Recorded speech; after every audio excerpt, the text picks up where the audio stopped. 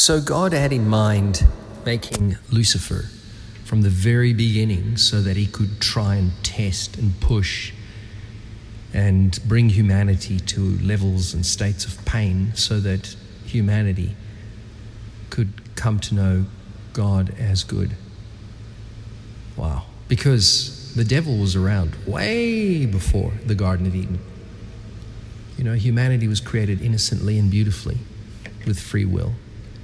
And Eve chose wrong. Then Adam chose wrong for her because he loved her. He was the only person that was alive on the earth at the time with him. He didn't want to lose his mate. So of course he did the exact same thing. But God had created Lucifer way before, all the time, knowing that Lucifer was going to fall. You got to remember, Lucifer is a created being, right? God creates evil, like he says in Isaiah 45:7. God creates evil. It's God that creates the evil. But it's done for his good, for his own purpose. I know that sounds really like, what? It's such a hard thing for Christians to believe and understand. And you almost have to be kind of deep in the belief in Jesus Christ to know, to understand that and accept that. Because on the surface, you don't get it. On the surface, you become very anti-God. You think, wow, why would God do this? But there's a really good reason why. You know, for God to show you that he's not a tyrant, he needed to create an antithetical being like Lucifer, who he gave free will to, allowing him to become evil so that he would mislead human beings, so that he could show human beings what it was like not being with God. It's a tough one. It's not one that every Christian wants to accept and believe. And it's not knocking God. I love God with all my heart. I understand that he is also the author of all that is good.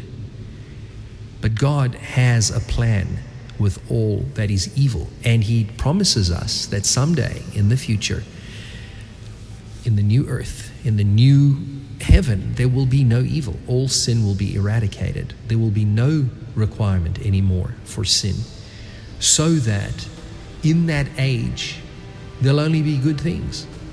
So that if anyone who is given, and we are all given, free will, then decides they want to do something wrong and sinful, there's a database, an archival record, a precedence at law situation showing you how evil was awful and did not serve humanity.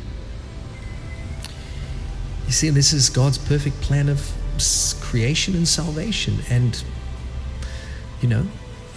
living with him eternally in harmony and peace.